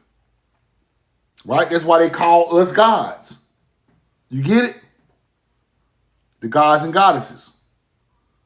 We popped out on them people looking civilized. Clothing, a way of thinking, agriculture, ships, astrology. They still primitive. Ooga, ooga. Ooga, ooga. We started to teach them. That's why they use the Anunnaki story of the Anunnaki made them work in the field. You get it? Because we were teaching them how to work in the field. So they said the Anunnaki, they dug gold for the Anunnaki. They might have dig gold and give it to some of the goddesses and gods. They might have did. I ain't gonna say that wasn't true. But as you can see, we were teaching them mining, which we already knew about. We was teaching them agriculture, which we already knew about. We gave them spirituality in the field. You get it? So they turned that into an alien giving a human being a life force to live. But really, it's our ancient culture from over here teaching a more primitive culture over there knowledge. The reason you do that is to not let the people from Timeri know that they are more advanced than our sorry ass over here. See, we ain't gonna let them know that we once called them people over there goddesses and gods. They were way more advanced than us. We can't let them know that. So we gotta come up with some type of alien story to go against that shit. And I'm gonna pay niggas in America to teach it so they can believe that dumb ass shit and not know that they are the ancient bloodline that all these great people talked about in these great books. We're gonna hide this shit as long as we can till we know the truth now come out. Then he gonna expose that shit. The prophet is on the way. Cause y'all finna stop doing that shit, bro. We over there with these big ass beautiful beards and shit. Y'all hunter-gatherer wasn't looking like that. Come on, man. These niggas from the state, from over here, man. Stop playing, man. Stop it. Bro, them niggas from here, bro. Nigga got a hair comb, beard all cute and shit. Big almond eyes and shit. Man, that shit from over here, man. Stop playing, man. Nigga got on clothes looking all... This BC time, bro. Ain't nobody wearing no goddamn clean ass shirt like that in no BC time but us. Look at that shirt. nigga looking like a whole model in 3000 BC. Motherfuckers ain't even eating no food. Nigga, we got on linen and hair comb, braids and dreads and beards, gold earrings and bracelets and copper. You gonna start to understand what's going on in the real history, people. Them people was not looking like that over there. Roll the corn. Motherfucker over there like they with a staff. Who are these hunter-gatherers? That ain't no alien.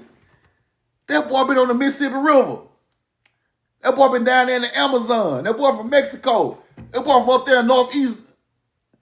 These people come from plentiful, abundant lands. People don't come from outer space. Don't no corn come from outer space, nigga. The corn got remixed in America. 2 different plants. Shit started to grow. We like, whoa. We done figured some shit out. That's science. Start growing that thing. Feeding everybody. But we just came up with some shit don't nobody in the world got. We finna take this shit over there. We selling blue jeans and blue clothes, purple clothes. See, they talking about us the whole time. Roll the corn. That's what you must understand. When you look at it in that context, you will break the code of this shit, right? Now, paradise, flowers and fruits. Now the town dirty. No one can ride through these fair gardens of fail to perceive why the worship of the old Sidonians was so closely connected with the grove, and how from nature's rich profusion about them, they learned to worship the idea of fertility, which was the essence of their religion. Ancient Sidon was not crowded down close by the sea, but was situated further back in the plain, and thus was enriched by a ring of emerald, right? On the outskirts of the gardens, we had the catacombs of Old Sidon, right? Excavated by the French. Soft limestone rock, long series of connected chambers, which had contributed to a few rude statues, several sarcophagi and mummies. Very few mementos which have that enterprising people who secured the alphabet in Egypt and carried it into Greece. Now, let's keep going. Roll the call. The discoveries of Sidon continue. 18 sarcophagi and all have been obtained. Some of them represented to be magnificent and enormous size. The sculpture is elaborate and in its good preservation. One of them contains 18 almost detached statues about 3 feet in height, and of pure marble and of great beauty. But says the letter from Syria giving an account to them, the most remarkable one came to light last week. Ancient Phoenician sarcophagus, which had been opened and contained a mummy and a large amount of jewelry of great value. The mummy was unrolled, was found to be the body of a man in the Middle Ages, and the state of preservation was astonishing. The features and the fact that the entire body was intact, it was tender and yielded to presence. The teeth, hair, and viscera were all in place. Upon the outside of the lid, inscriptions of 7.5 lines of Phoenician characters, and also one in Egyptian hieroglyphics, right? The bilingual inscription of such a date excites great expectations. Now, like I just showed y'all earlier, that it had Hebrew and hieroglyphics on these things. Now watch what they say. Watch what they say. Right? Phoenician characters and almost one in Egyptian hieroglyphics. The bilingual inscription in such of a date excites great expectations. We shall have to wait to have it deciphered by the savants before we can know the full value of the statement it contains. The sarcophagus is in black basalt, which comes from Egypt by order from Sidon. The date of it is, of course, a matter of conjecture as yet. It may be anywhere from 800 to 1500 BC or even older. Who is this distinguished Sidonian king? Right? Perchance, as the writer remarks, it is the father of Jezebel. Strange things are coming to light in the ancient East, in Babylonia and Egypt today, in Jerusalem, in Phoenicia. The value of the recent enormous find in money is estimated at $800,000. Okay, the father of Jezebel. Now, let's go look around at that for a second. Ithabal, the father of Jezebel, right? Now, when we speak of Jezebel, it's a reason why they call Jezebel a Jezebel, right? She was a Phoenician princess. See, they won't teach you that. They just tell you she evil, right? Jezebel just an old. Jezebel just an old. No, you got the Jezebel spirit.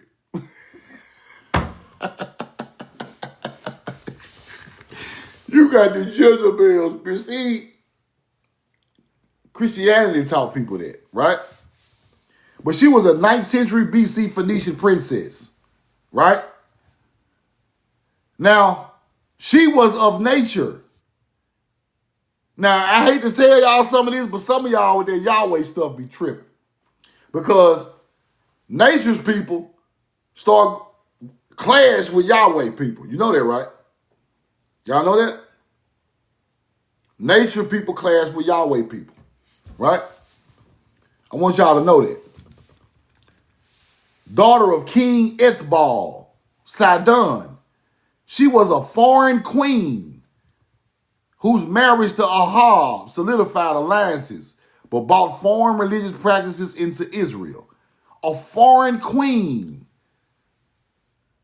of a Sidonian queen. She was foreign. Interesting. Where's she from? What make her so evil than all these other people? Right? Just because it's a Sidonian, automatically her story is just an evil Jezebel story. But her belief system was different. Her belief system was from nature. So therefore, they automatically make you evil. Right? Her name became synonymous with wicked, power-hungry, idealized woman, the Jezebel spirit, in theology, manipulation of control, scheming, non-confirming, right?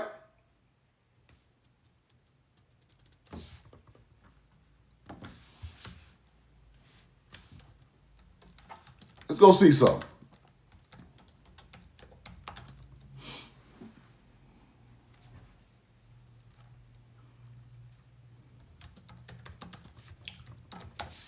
Roll the coin.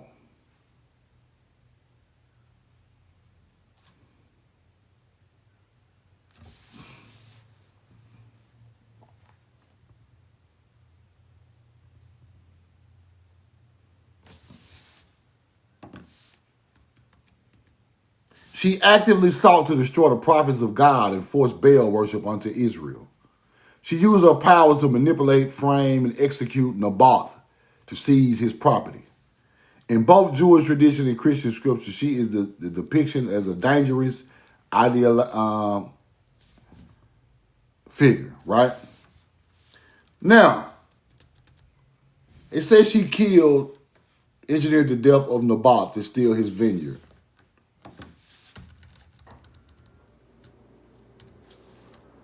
Let's go look at the story before I get out of here.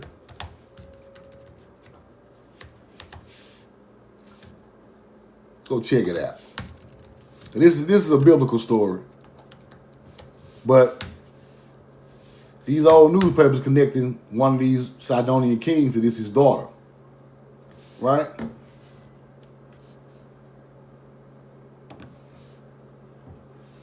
So it says she orchestrates the murder of Naboth, a Jezreelite who refused to sell his ancestral vineyard to King Ahab, which is her husband. She arranges a sham trial with false witnesses accusing Naboth of cursing God and the king, leading to his execution by stoning.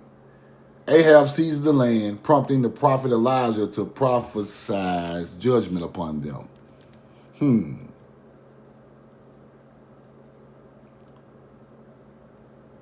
Naboth refused to sell his vineyard to the king Ahab because it was his ancestral inheritance, which was against Israelite law to sell permanently. Okay.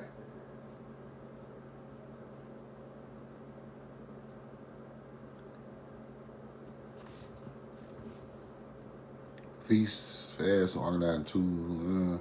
Naboth was stoned to death, allowing Ahab to take possession of the vineyard. Prophet Elijah confronted Ahab, declaring that because of the injustice, dogs would devour Jezebel by the wall.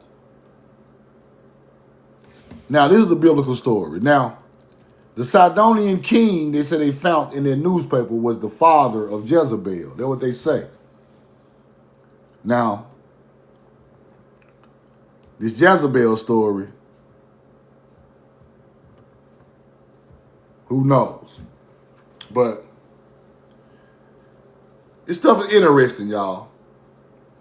I just like to get into like when you find these old newspaper clippings that kind of show you like what was going on and who connected and who not, it's very interesting. And it shows where a lot of these stories come from that happened in history of our people. Now we get to looking at the Sidonians, and then you get stuff like this, right? So I'm looking at the daughter of the Sidonian, you get the YT looking people, right? She's a Sidonian, she's automatically evil. No matter what she did, it's automatically evil because these people were deemed evil people over time by religious cults. So, hope y'all learned something today, man. I got some more of these receipts that go along with the Sidonian stuff. I'm gonna get into that tomorrow. I'm trying to go through all of the ancient cultures and get an understanding of at least the basis of where they come from, a basis of what they believe. Are these people from here or are they from the other side, right? Because you can tell about the way they live and the way they operate and what started to go on. So I want to go through these ancient cultures like Phoenicians, Indus Valley, Egypt, Sumerians, all these, the first Chinese, first Hindu. Let me show y'all some other stuff I've been looking into too. Before I get out of here. It's interesting. Show y'all this right here.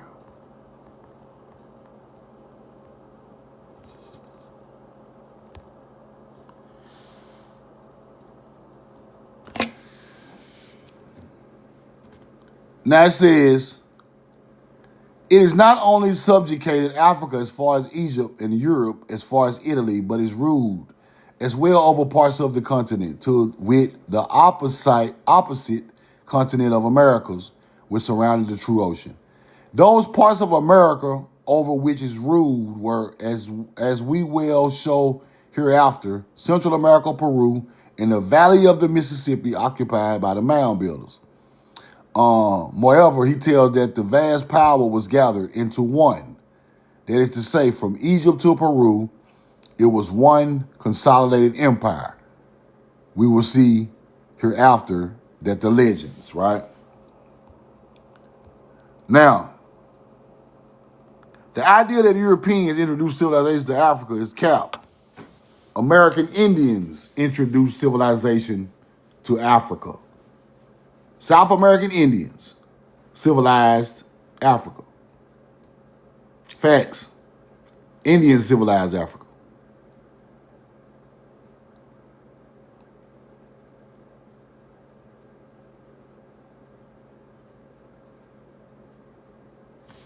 Roll the coin.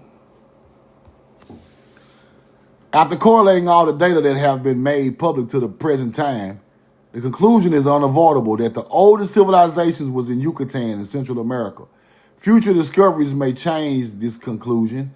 It seems that Egypt was first peopled by immigrants from Yucatan. That's what they try to say. First, the pyramids of Yucatan are some of them much larger than the ones found in Egypt. Second, the pyramids of Egypt bear structural evidences of having been modeled of those of Yucatan. Right? 3, the early Egyptians and the Mayans of the Yucatan had the same system of reckoning time, but the Mayans developed a system that was far superior, which antedates that of Egypt. The Mayans manufactured cement that was the same material as that of ancient Egypt.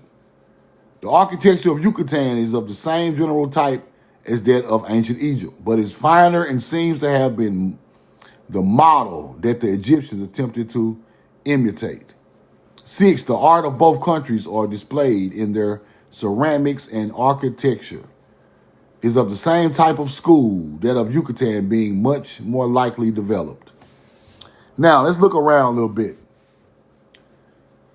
Mayans, Balinese, Bali, Mayans. Those people who built Bali are the same bloodline of people from South America. Same type of statues over there. Now here go Bali right here. In the middle of nowhere. How did our bloodline get to Bali? On a ship. We are the first seafarers. Now, as you can see, Cambodia is right there over the top of Malaysia. See Cambodia and Thailand and all that shit? Keep going. Cambodian temples look just like the temples in Guatemala. Same temples. Built a little different, but they're the same temples. On the other side of the world, people. Them our people. These are the Atlanteans that left here on boats. We are the boat traveling people of ancient times. Nobody else is. Now look how far this shit is. Way over there in Indonesia. Bali, looking just like the Mayans. Middle of nowhere.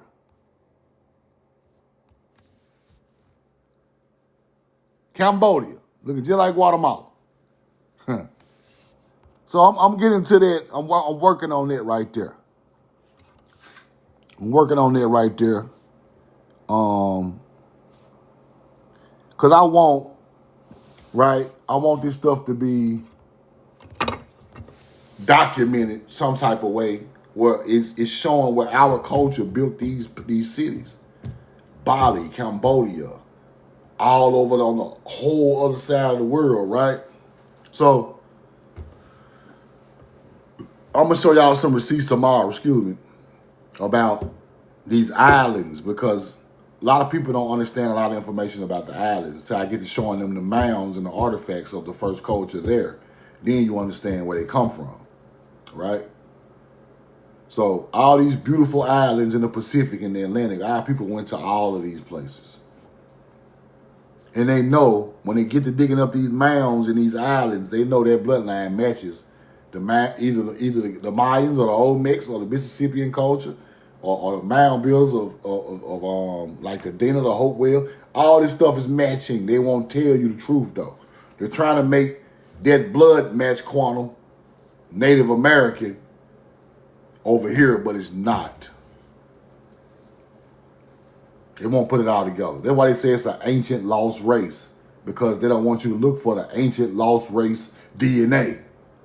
Because if you find it, then it match your DNA, you're going to tell them hunter-gatherers you're not lost. How them people an ancient lost race, and I'm sitting here today with their same blood? That's how they mislead you. Ancient lost race. Cap. Ain't no race lost but theirs. How do the most intelligent people on the face of the earth just disappear? That's a lie. You still here, you're sitting right here on this live. Blood of the planet do not disappear, people. It's impossible. It's impossible. A whole bloodline of these ancient great people does not disappear.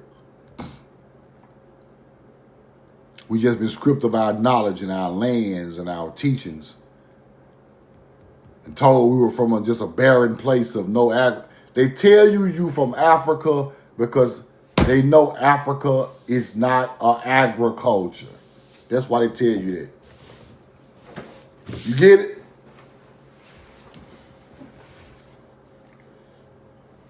Black, no culture, African American. Therefore, I can put you in a class to where you don't really run nothing. You are African American, black, with no culture from Africa. Instead of being a melanated Paleo-Hebrew bloodline that turned into American Indians who are Aborigine, aboriginal to this land. See, if you give us our real background, we created languages, we created boats, astrology, letters, pictoglyphs, hieroglyphics, all that stuff was created. Then I don't get that to you. Pyramids, then I don't get that to you. Right? So instead of doing that, right? Instead of doing that, they try to make it like you are from a barren place. Instead of saying you are the agriculture Shakla people from this land. Then when you get to looking at it, you're going to see that they created Paleo-Hebrew. These are the real Canaanites, the real Mizraim people. You're going to get to find this shit out. Now you want your land back. Now you know your power. Right? So they'll call you black, African American, Negro, colored from any old place in Africa. They do that for a reason. Right? Why they keep telling you from Africa? Why do they keep trying to tell you from Africa? Think about it. African is not promised this land, people. This is the promised lands of your ancestors. If you tell somebody they from Africa, they think they're not promised to this land.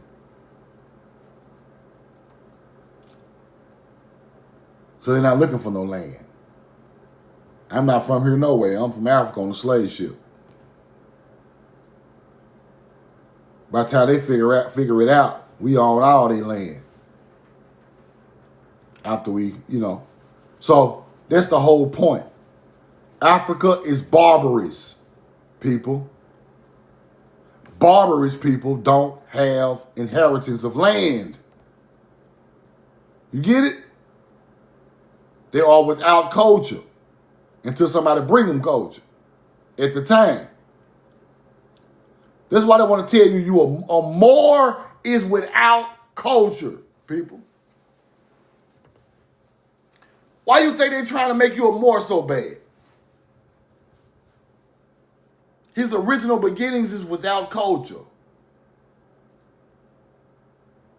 They try to tell you lost in the system, but they lost in the system. You get it? Let me explain this right quick before I leave. Barbarous people are without culture and land inheritance. Why do you think everything is about the land? Everything is about land allotments. And we're going to do my genealogy and all this old cute ass shit. Why is everything about that? Barbarous tribes have no genealogy. They have no land. You get it? They in no man's land. Their ancestors ain't leave and promised them nothing. Barbarism has no culture. Therefore, they ain't got no ancestors to inherit nothing from. Their ancestors were not sharp enough to pass nothing down to them in ancient times, people. They were hunter-gatherers. They survived on their own. Their kids better get it how they live. Because I am a barbarous people. Your people come from agriculture. While doing agriculture, the land that we cultivate becomes an inheritance of my people. Because I stuck my damn hand down there and made this land what it is. The first people to do it. So therefore, I have a culture. I can pass this land I stuck my hands in down to my son. He can pass it down to him. We tilled the soil first. Therefore, we are the first owners of this land. You get it? In old books, Africans did not till the soil, people. Therefore, they have no culture to pass nothing down. They ate wherever some died and got killed at. I ain't trying to be funny. I'm just telling you the truth. So that's why the promised lands of these tribes in the Bible is so powerful. Because these are the first people to write their history down and pass it down to their descendants on the planet. You get it? So now, after we come over here, take all their land of prisoners of war and all that old type of stuff, and, you know, the ones we couldn't take, we got it through taxes of sharecropping on the back end. We'll get that later. Can't take it in violence. They got too many people over there. We'll take it on the sharecropping side later. We'll get them in the rinse, not in the wash. Right? Now, all y'all niggas from Africa, all y'all, why did they do that? Why do they got leaders talking about let's go back to Africa movement? Why are they doing this shit? Why are we African Americans? Why is everything got something? Why the fuck we ain't no, think about it now, think about it. Why we ain't no damn European Americans? Why they ain't call us that? Why all they call us a Russia American? Everything got something to do with Africa. Africa. They just beating us upside the head with Africa. Nigga, you from Africa. Africa, slave ship, Africa. Why is Africa so indebted in teaching us that? Because they are barbarous. You can't tell them they from somewhere with a culture. You got to tell them they from somewhere without a culture. Right? You got to tell them they from somewhere without a culture. So therefore, they lost in the sauce. Because if I'm from Africa and I don't know what area from Africa I'm from, I ain't got no culture.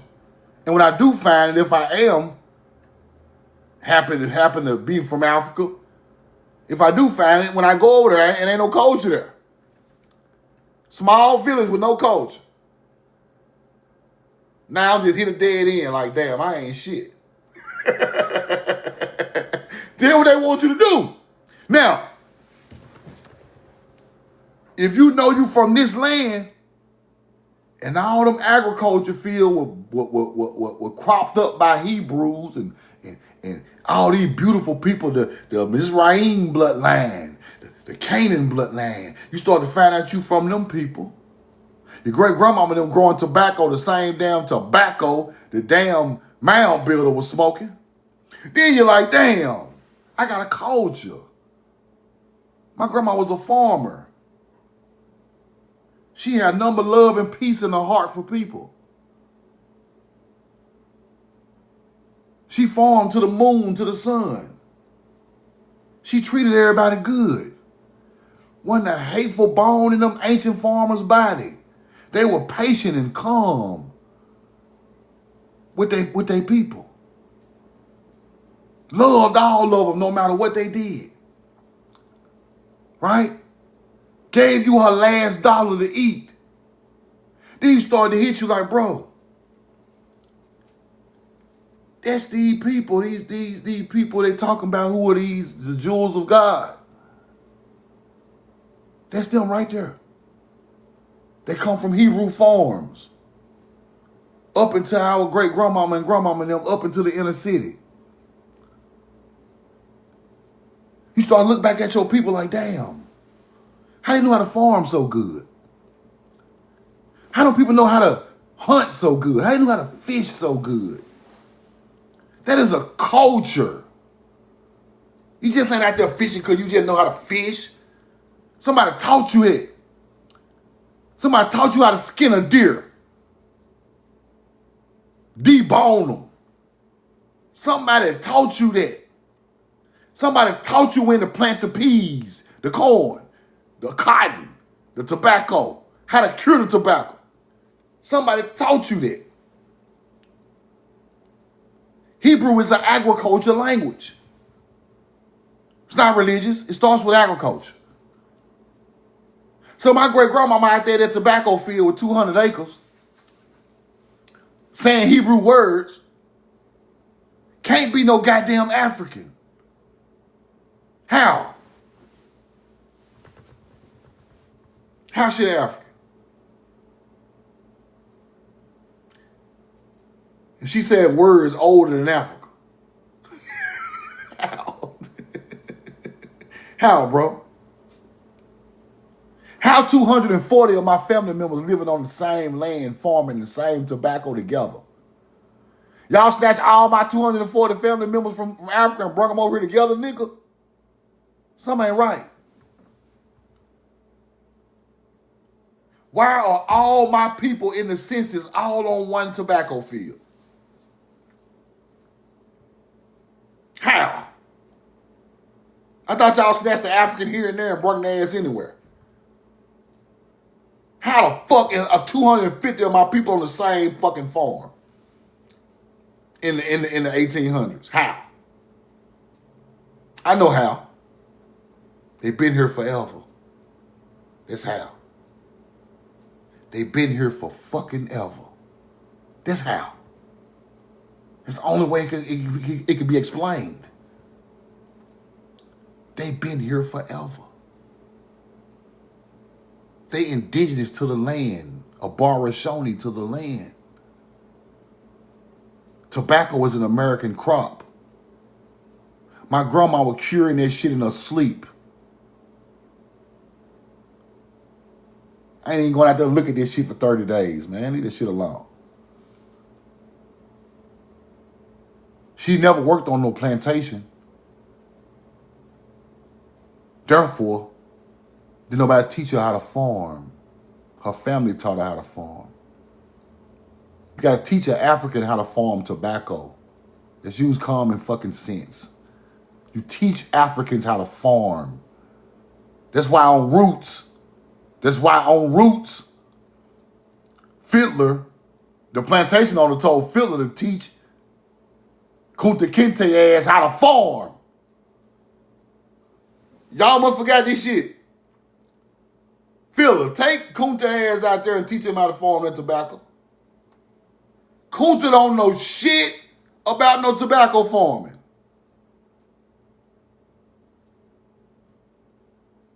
You better go back and watch that shit another way. Open your mind up. Fiddler from Tamari. Kunta from Guyana. One African on a boat. Not millions of them. An African here and there came and we taught their ass how to farm. Quit trying to make that one African everybody motherfucking people. We got millions of people. Y'all bring us 200 Africans and act like all us Africans. Y'all ain't that fucking smart, hunter-gatherers. Let me pull. See, I don't want to pull up the clip and fuck my video up. Because if I put Roots on my shit, they'll be flagging my page. But y'all go watch Roots. And Fiddler is goddamn growing that tobacco like it's tobacco. He already know what to do. Take Kunta ass out there and teach him how to cultivate it. He an African. He don't know nothing about no growing no tobacco. Let me just Google it. I ain't gonna show the clip because they'll fuck my video up, right? Let's just Google it. Fiddler in Roots taught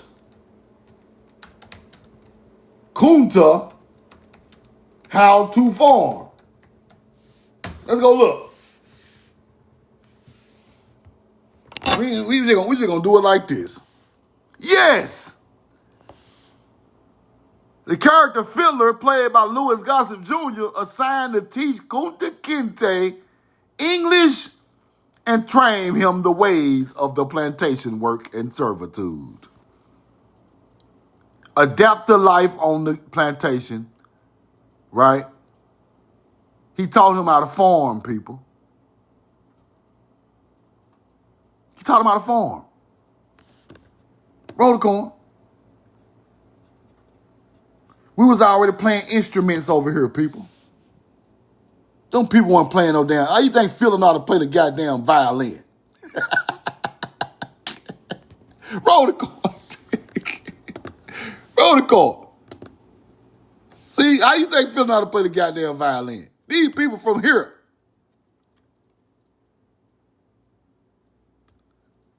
Now, Kunta Kinte. This a whole nother culture by this time. He talking about a law African slave brought to the New World were Muslims. These were Muslim slaves.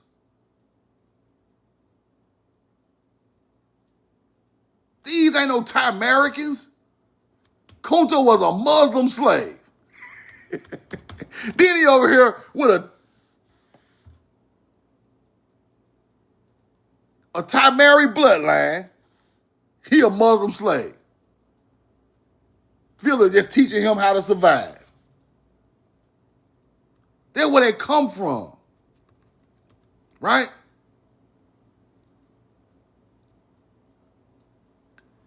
Kunta have a child, Kizzy. Right? We got Chicken George. See, these are different people. Right? Now, some of y'all can trace y'all ancestry through some type of African that came over here. I'm cool with that. But all of us can't do that. I can't do it. I don't see none of my people coming from that way. None of them. Dad and mama side, none of them. Now, some of y'all do get the Kunta story in your family tree. And I'm cool with that. But them people learned our culture from us when they got here.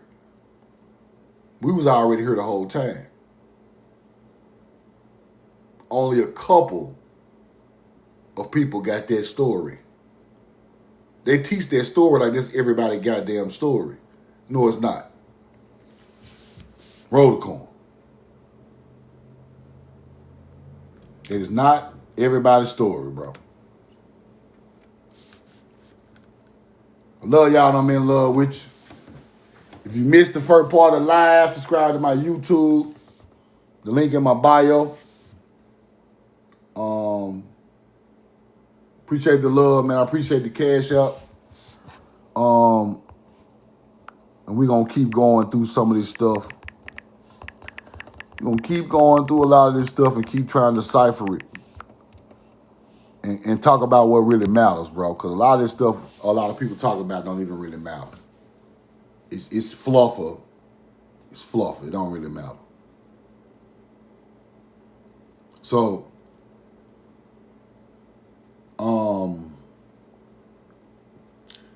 once we get to the point to where we really start to figure out ancient times coming up to the present time, where the people come from, right?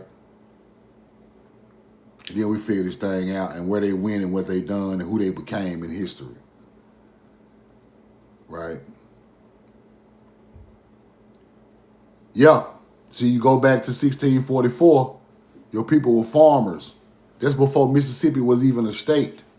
See, if you can find your people on these land before these states formed, you already know they're from here, bro.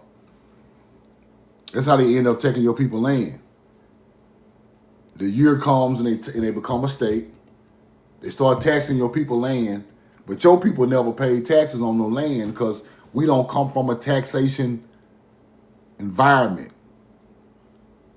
So they put the tax on us right under our feet, and we do nothing about it. They didn't come teach us about taxes. They just came over here and settled and built cities around us already still on the land. So they won't teach you that. We ain't gonna say nothing to them people out there with them 100 acres, crop fields. We can't go out there and take it from them. There's too many of their family members on the land. See, my family had too many family members out there. We had a small army on our land, 240 people. Nah, hunter-gatherers didn't want that smoke. They did not want that. We ain't even had no guns, but they still ain't want that smoke. Right? So you leave them alone. People up the street got 3 or 4 people in a small farm. You can go in there and take that with your little army or your little police set up or your little, you get it?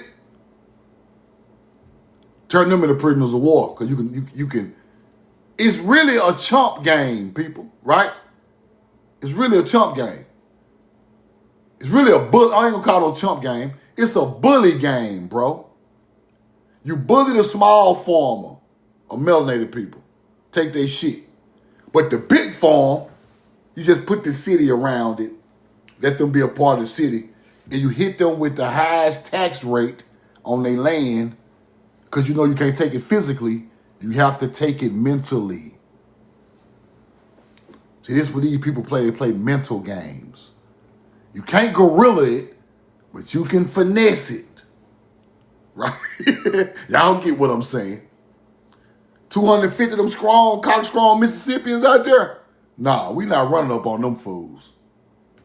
We gonna ease our way in there and act like we they friend. How y'all doing out there, Mississippians? I live up the street, but I might need you guys' help to plant some crops. Yeah, corn, yeah. We're gonna stay up there until the police station gets built and we get some control over you niggers, but we're gonna go back up the street for now. 100 years, we'll be back. This is what they doing. Playing it cool, trying to learn what's going on. Don't want no smoke, right? Now, the state comes. Now my people taxes 20 years in the hole. The nigga up, the man up, the YT man up the street knows this. He going right back down there buying my people land. Let me buy one of their acres. How much? 25 cents for one of their acres. I'll be back to get another one next month. He buying up your acres every month, every week. Because you got to pay taxes on land when a state forms. But if you're there before the state, you know nothing about it. By the time our people figure this shit out, our land is gone. Sold. Now the police station is in force. Now the army is bigger. Now they can come and force you to get your ass off the land because the white man bought all your goddamn land. Over time, when they build up the police stations and sheriffs and Ku Klux Klanmen's and all that, now they come with the paperwork. Look here. We know the truth now, grandmama. We own all your tobacco fields now. You got 1 acre left. You can leave or you can stay here and work the land for us as sharecroppers. She do the sharecropping for a while, but then she started to figure out she not making enough to feed her family no more. Now all them houses on that 200 acres is gone. My family moving up the river. They moving west, south, north. They spreading out. My great-grandma got the last acre because she's the ancestor of the other people. And she leaves that 1 acre and moves to the inner city because she couldn't survive out there no more. And that's how niggas end up in the inner city killing each other. It's all a game and a move. You squeeze all their ass in the inner city where ain't no agriculture yet. They got to work all our jobs. And you put the dope and the guns and the drugs right there and hopefully they kill themselves and don't never go back and get their land we took from back taxes. You get it? So we can't blame ourselves for our downfall. We cannot be hard on ourselves, people. Stop being so hard on yourself to live and all beautiful and pretty like the white folks. Quit being so hard on yourself. Anybody stealing can come up. Because if we were stealing, Truth now would have a 50-room mansion if we were stealing. 4 pools, If I'm just stealing, taking shit, I got the best shit ever. That's just you common sense. If we taking shit, we got the best shit. They taking shit. That's why they are ahead of you material-wise, but that don't matter. Hunter-gatherers think success is materials. Real success is being self-sufficient in nature. They still got to pay for all that shit. You get it now? Roll the coin. Love you know what I mean? Love with you. That's the truth now. Go research it the way I just told you. This was exactly what happened to our people. Watch your grandma when somebody say, we moved up here to Chicago because something happened down there. We moved up here to St. Louis. We moved up here to New York. We moved to Florida. We moved while our people were moving out the South. Why? Because it's the best agriculture fields on the face of the earth. They took your land some type of way, people. Your people had to move around. The Trail of Tears came. All this stuff came. Before the Trail of Tears, they were running our people out of there, taking their land. Now we got to move to Cali. We got to move. That's why we end up all over this country. But we was already all over this country anyway, though, because in ancient times, we was in California and Nevada and Arizona. So, but a big migration of people left the South at a certain, I'm saying it like that, at a certain time. It's either the land was taken, the army took the land, or the Trail of Tears, or the Treaty of Dancing or the Rabbit made our people move. Native Americans mixed with French people made our people move, people. French-ass Choctaw chiefs. Y'all not Choclaw. You French-ass Native American. Y'all are not Choclaw. Y'all are not the Hebrew agriculture people. Y'all are a cultural assimilation of those people. Facts. And y'all worked right back with the government and gave the land away. You get it? So, everybody talk about their genealogy.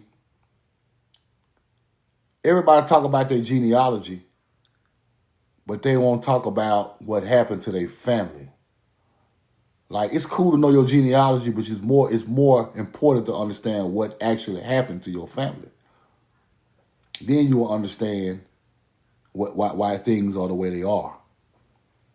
Right? I'm just not on here trying to be like, I'm a Choctaw. No, that ain't what I do this for. What the fuck happened to my family, bro? A lot of my family got unalived, moved around. When I go through the genealogy, I can't even find these people graves, people. They ain't got no graves. Some of them ain't got graves. They just perished. I want to know what happened to them people. Right?